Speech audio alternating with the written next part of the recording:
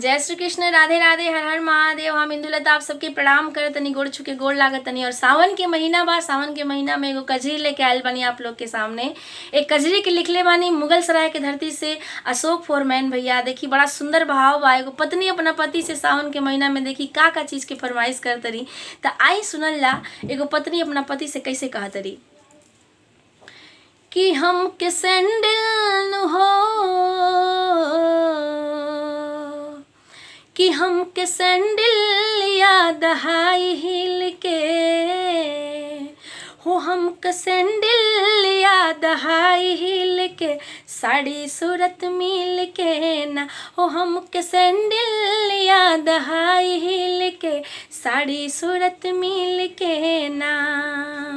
हो, सूरत मिल के ना हो, सूरत मिल के ना, सूरत मिल के ना हो, सूरत मिल के ना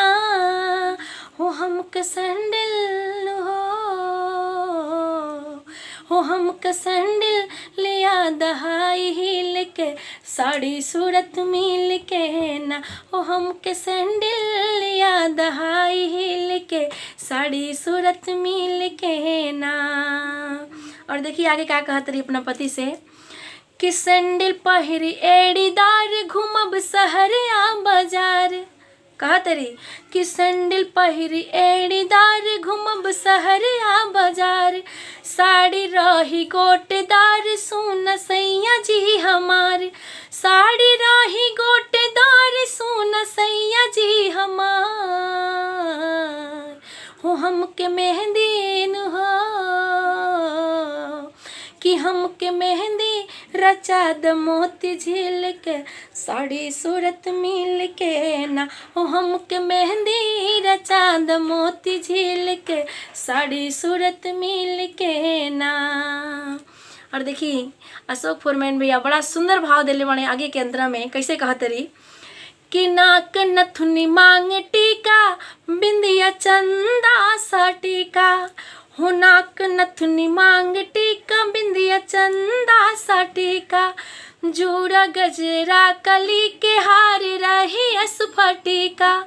जूरा गजरा कली के हार रही असफटिका, जूरा गजरा कली के हार रही असफटिका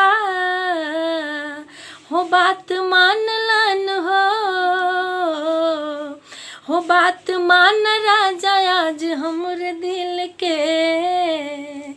हो, बात मान राजा आज हमर दिल के साड़ी सूरत मिल के ना हो, हम के सैंडल याद हाई हिल के साड़ी सूरत मिल के ना हो, हम के सैंडल याद हाई हिल के साड़ी सूरत मिल के ना। और देखी आखिरी अंतरा में बड़ा सुंदर से भाव दिले बड़े अशोक भैया। कहले बड़े कि करके सोर हो सिंगार और लुटब सावन के बहार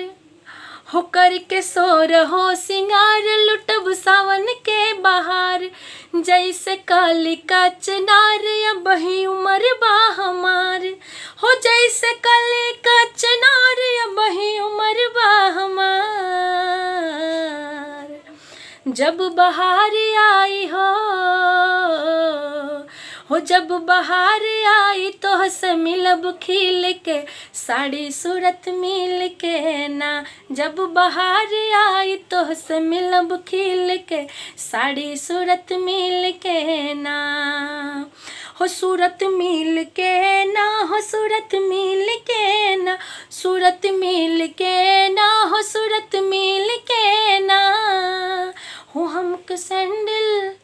हो, हम के सैंडल याद हाई हिल के साड़ी सूरत मिल के ना हो, हम के सैंडल याद हाई हिल के साड़ी सूरत मिल के ना हो, साड़ी सूरत मिल के ना